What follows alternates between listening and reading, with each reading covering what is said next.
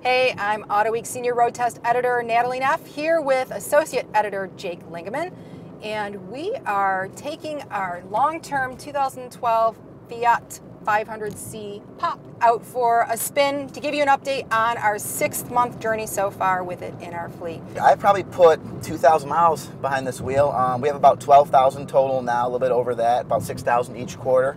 I took it down to Tennessee and then back up to Pittsburgh for our Inside the Garage TV show, and I was not super excited on the way down, but right. After a couple hours in the thing, I gotta say it was a good time.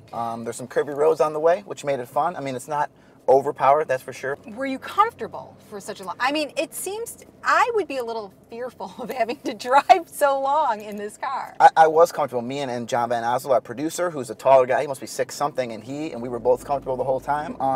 We didn't do a lot of top dropping because of the wind and the right. visibility issues when you do that. It does have a small rear window. It was comfortable for the 8-10 hours down.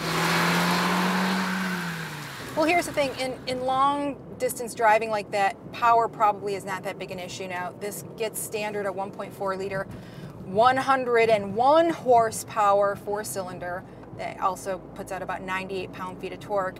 And that's not a lot. But the thing is, like, we opted for this low trim level specifically for the reason that to get the higher trim, we'd have to go with the automatic. And there's no way we were gonna live with this engine in an automatic. The only thing that makes it fun is the manual, and it does actually get fun. When you get high in the revs, it makes nice noises, and it only weighs 2,400 pounds, a little bit over 2,400 pounds. So 101 is not as little a horsepower as it seems like. It's not the most stable vehicle. Yeah, the tires are pretty narrow.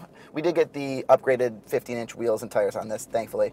Well, we did average about 32, 33 miles per gallon on our trip, and we also averaged that, of course, across half the year. It's been returning a pretty respectable fuel economy number. Yeah, and it's rare that we hit those EPA numbers when we shake out our long-termers like this. The radio is not the easiest thing to work with. A couple people had trouble pairing their iPhone to it with the cord, right. And the buttons are kind of ambiguous a little bit. The only maintenance we had on it basically was we had the winter tires put on, winter tires taken off, and we had an 8,000 mile routine maintenance for the car. But actually the trunk latch broke on it.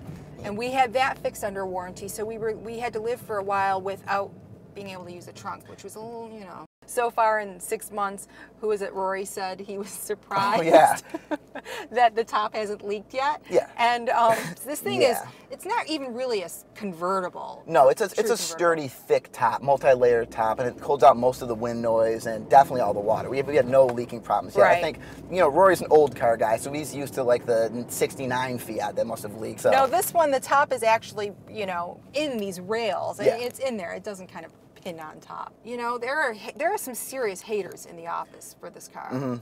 And that's the thing. I think even we are split, but I think everyone can agree that we're glad the Fiat 500 got made. We're glad that it's out there on the roads, that people are buying it. It's a small, easy to park, good gas mileage, semi-fun to drive. Although we had the A-bar thing, which was really fun to drive. Oh, and that thing sounded yes.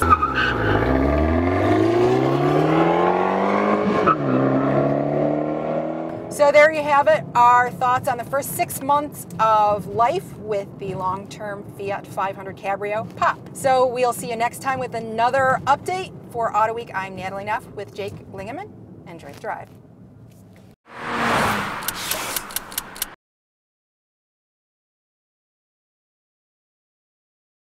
Catch all the latest auto enthusiast news at Autoweek.com, in Autoweek Magazine and iPad Edition. Talk with us on Facebook, YouTube, and Twitter at Autoweek USA.